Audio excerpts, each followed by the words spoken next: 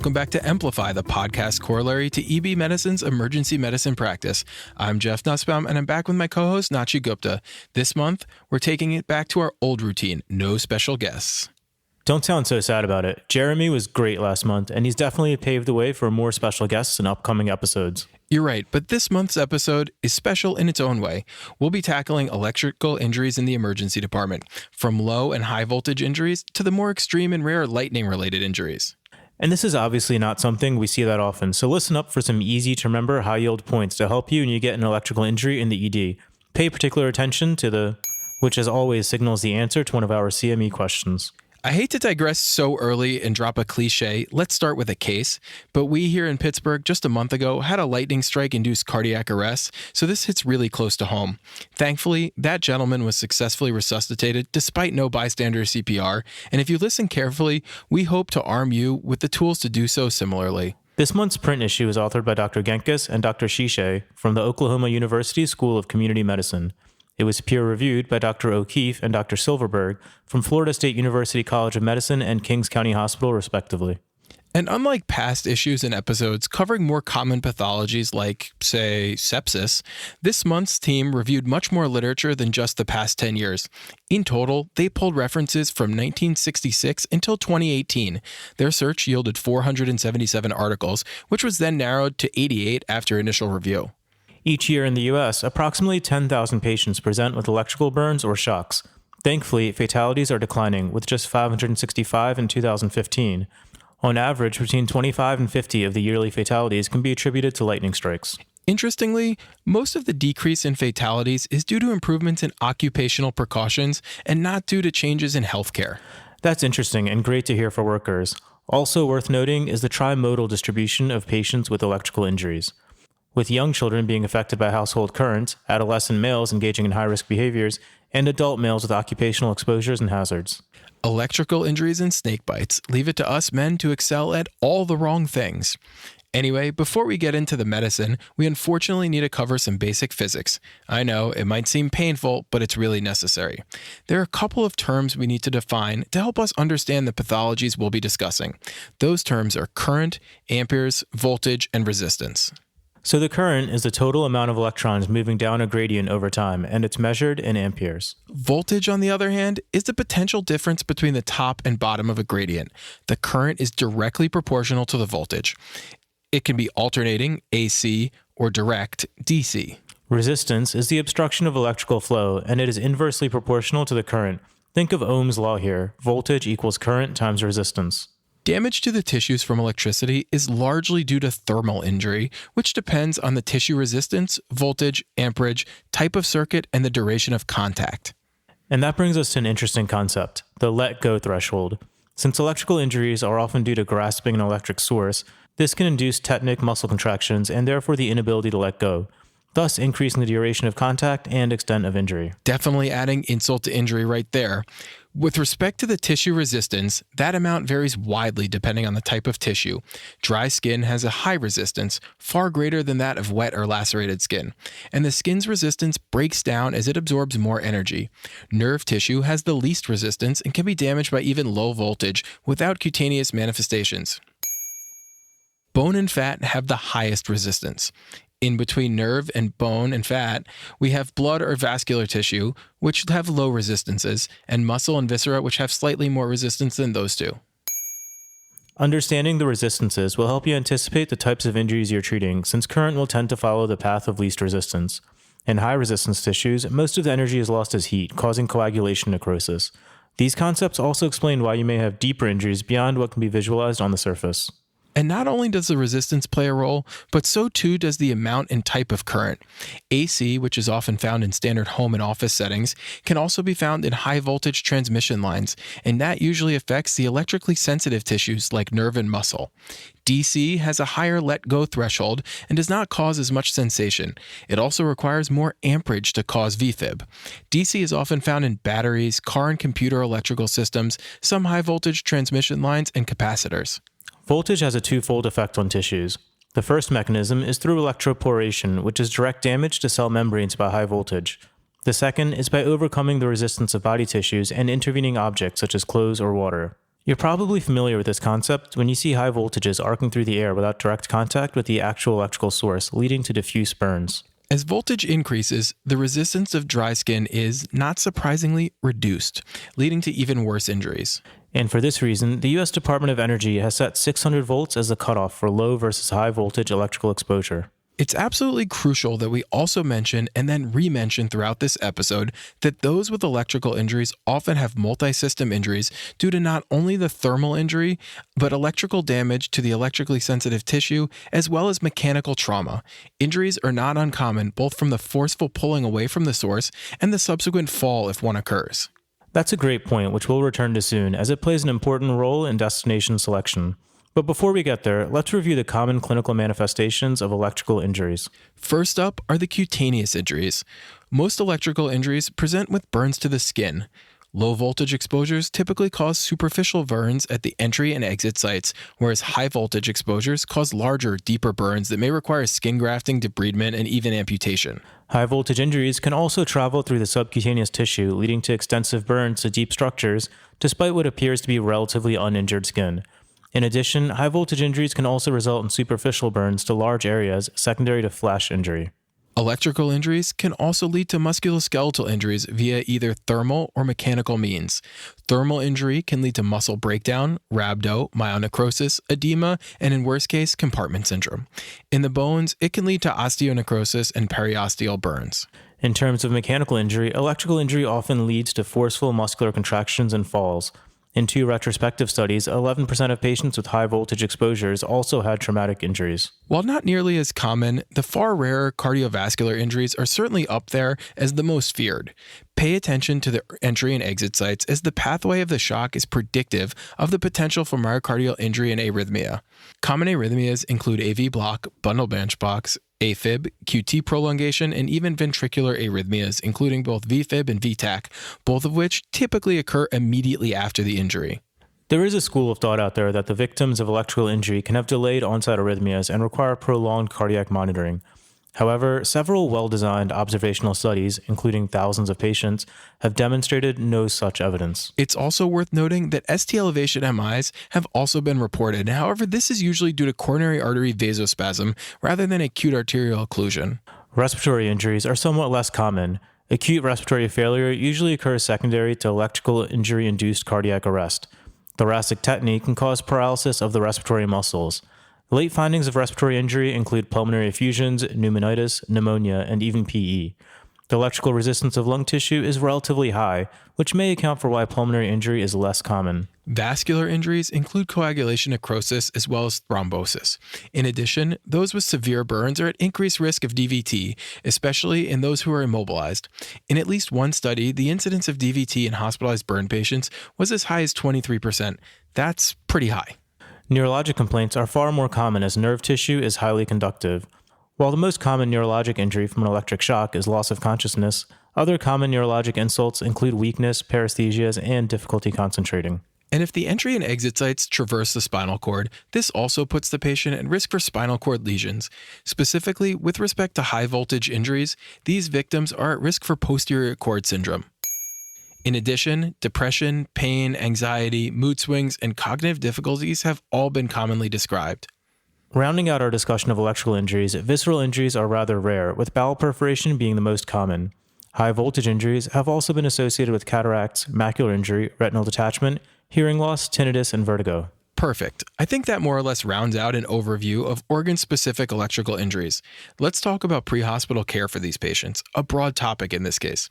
As always, the first and most important step in pre-hospital care is protecting oneself from the electrical exposure if the source is still live. In cases of high voltage injuries from power lines or transformers, or whatever oddity the patient has come across, it may even be necessary to wait for word from the local electrical authority prior to initiating care. Remember, the last thing you want to do is become a victim yourself. For those whose electrical injury resulted in cardiac arrest, follow your standard ACLS guidelines. These aren't your standard arrest patients, though. They typically have many fewer comorbidities, so CPR tends to be more successful. Intubation should also be considered especially early in those with facial or neck burns, as risk of airway loss is high in these patients. And as we mentioned previously, concurrent trauma and therefore traumatic injuries is very common, especially with high voltage injuries. So patients with electrical injuries require a complete survey and not just a brief examination of their obvious injuries. When determining destination, trauma takes priority over burn, so patients with significant trauma or those who are obtunded or unconscious should be transferred to an appropriate trauma center rather than a burn center if those two sites are different. Let's move on to the evaluation in the emergency department. As always, it's ABCs and IV O2 monitor first, with early airway management in those with head and neck burns being a top priority. After that, your complete primary and secondary surveys are per ATLS guidelines. During your survey, make sure that the patient is entirely undressed and all constricting items like jewelry are removed. Next, make sure that all patients with high voltage injuries have an EKG and continuous cardiac monitoring. Those with low voltage injuries and a normal EKG do not require monitoring.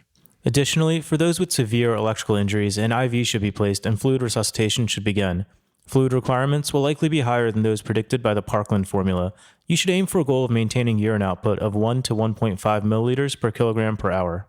With your initial stabilization underway, you can begin to gather a more thorough history from bystanders or EMS if they're still present. Try to ascertain whether the current was AC or DC and whether it was high or low voltage. Don't forget to ask about the setting of the injuries, as this may point to other concurrent traumatic injuries that may in fact take precedence during your workup. Moving on to the physical exam, as mentioned previously, disrobe the patient, then complete a primary and secondary survey.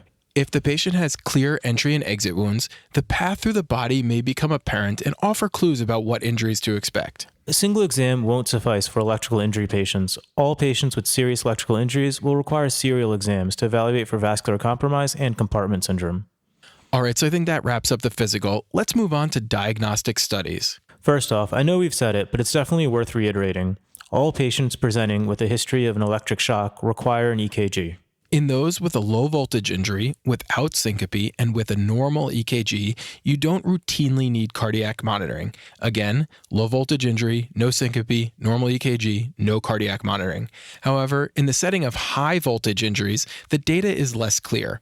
Based on current literature, the authors recommend overnight monitoring for at least 8 hours for all high voltage injuries. While no routine labs are required for minor injuries, those with more severe injuries require a CBC, CMP, CK, CKMB, and a urinalysis.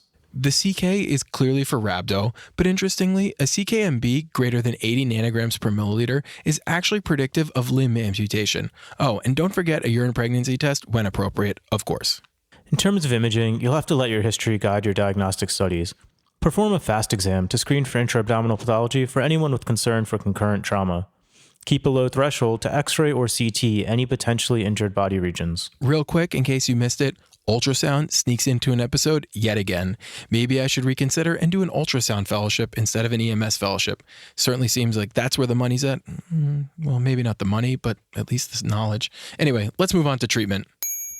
In those with minor injuries like small burns and a low voltage exposure, if they have a normal EKG and no other symptoms, these patients require analgesia only. Give return precautions and have them follow up their PCP or a burn center. And those with more severe injuries, as we mentioned before, but we'll stress it again here, protect the patient's airway early, especially if you're considering transfer and have any concerns. In one study, delays in intubation were associated with a high risk of difficult airway. Always make sure you have not only your tool of choice, but also all of your backup airway devices ready, as deeper airway injuries may not be apparent externally. Fluid resuscitation with isotonic fluids is a standard. Again, with a goal urine output of 1 to 1.5 milliliters per kilogram per hour. Address pain with analgesia, likely in the form of opiates, and don't be surprised if large doses are needed. Dress burned areas with an antibiotic dressing and update the patient's tetanus if needed. While there's ongoing debate about the role of prophylactic antibiotics, best evidence at this point recommends against them. We actually talked about thermal burns back in episode 13, so go back and listen there for more. There's also a range of practice variation with respect to early surgical exploration of the burn limb with severe injuries. At this time, however, the best current evidence supports a conservative approach. Serial exams and watch and wait it is. We have some interesting special populations to discuss this month. First up, as is often the case, the kids.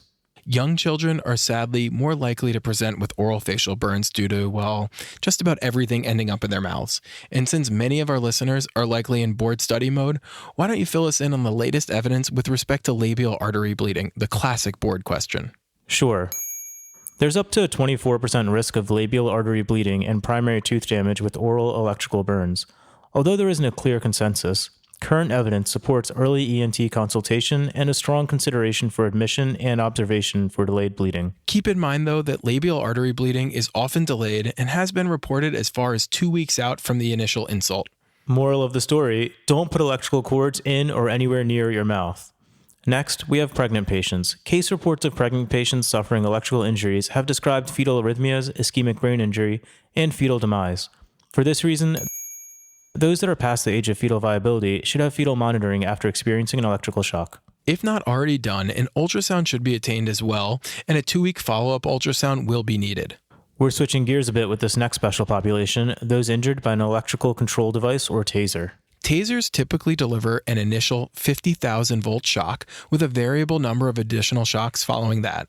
Most taser injuries are thankfully direct traumatic effects of the darts or indirect trauma from subsequent falls. While there are a few case reports of taser-induced VFib, the validity of taser-induced arrhythmia remains questionable at best due to confounders such as underlying disease and previously agitated states like excited delirium. Basically, those with taser injuries should be approached as any standard trauma patient would be, with the addition of an EKG for all of these patients. The next special population, the one I'm sure you've all been waiting for, is lightning strike victims.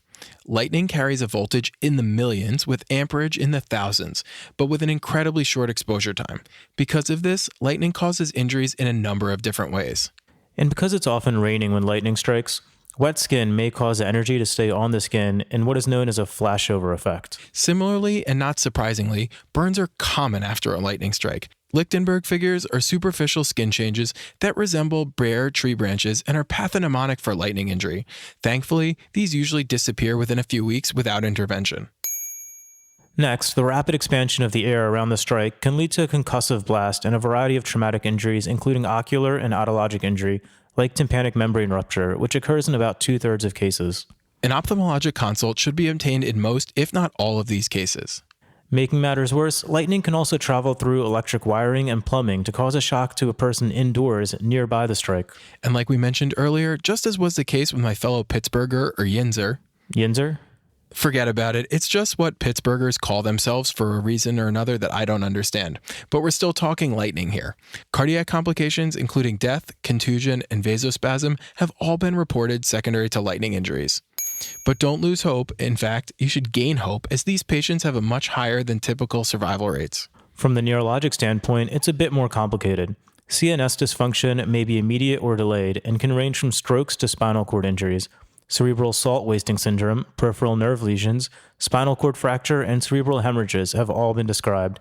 An MRI may be required to elucidate the true diagnosis. Clearly, victims of lightning strikes are complex, and for that reason, among many others, the American College of Surgeons recommends that victims of lightning strikes be transferred to a burn center for a comprehensive eval.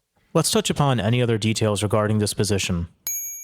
Those with low voltage exposures, a normal EKG, and minimal injury may be discharged home with PCP follow-up and strict return precautions. High voltage injuries, on the other hand, require admission to a burn center and the involvement of a burn surgeon, even if it involves transferring the patient. And remember, trauma takes precedence over burn, and those with traumatic injuries or the possibility of traumatic injuries should be evaluated at a trauma center. Don't forget to take the airway early if there's any concern at all, and consider transporting via air as the services of a critical care transport team may be required. Well, that wraps up episode 22, but let's go over some key points and clinical pearls before leaving you. During evaluation, consider multi-system injuries due to not only the thermal injury and electrical damage to electrically sensitive tissue, but also due to mechanical trauma. Thermal injury can lead to muscle breakdown, rhabdomyolysis, myonecrosis, edema, compartment syndrome, osteonecrosis, and even periosteal burns. Mechanical injury can be a result of forceful muscular contractions, and trauma can manifest as fractures, dislocations, and significant muscular injuries.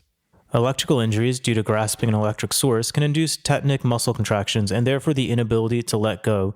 This increases the duration of contact and extent of injury. Current tends to follow the path of least resistance, which explains why you might have deeper injuries beyond what can be visualized from the surface.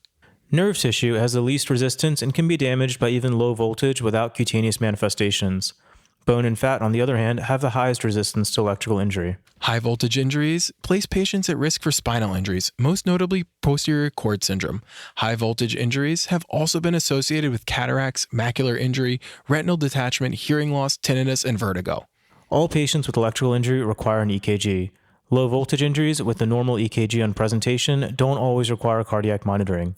High voltage injuries require cardiac monitoring for at least 8 hours. Intubation should be considered early in patients with facial or neck burns, as risk of airway loss is high. Make sure to have airway adjuncts and backup equivalents at bedside, as deeper airway injuries may not be obvious upon external exam. For severe injuries, target a urine output rate of 1 to 1.5 milliliters per kilogram per hour. All patients with serious electrical injuries require serial exams to evaluate for vascular compromise and subsequent compartment syndrome. Address pain with analgesia. Larger than expected doses may be needed. Dress burned areas with an antibiotic dressing and update the patient's tetanus if needed. For pediatric patients with oral electric injuries from biting on a cord, consult ENT early and consider admission for observation of delayed arterial bleeding. Pregnant patients who are past the age of fetal viability should have fetal monitoring and an ultrasound after experiencing an electric shock. Tympanic membrane rupture is a commonly noted blast injury after a lightning strike. Cardiac resuscitations should follow standard ACLS guidelines and is more likely to be successful than your typical cardiac arrest patient, as this patient population is typically younger and without significant comorbidities. When determining destination, trauma centers take priority over burn centers if those sites are different.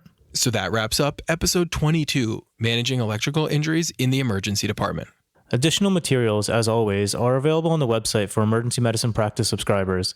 If you're not a subscriber, consider joining today. You can find out more at ebmedicine.net/subscribe. Subscribers get in-depth articles on hundreds of emergency medicine topics, concise summaries of the articles, calculators and risk scores, and CME credits.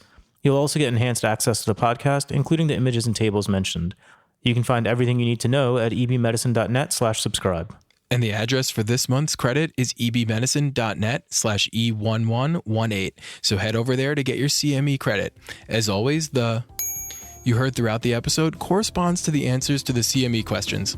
Lastly, be sure to find us on iTunes and rate us or leave comments there. You can also email us directly at Emplify@ebmedicine.net with any comments or suggestions. Talk to you guys next month.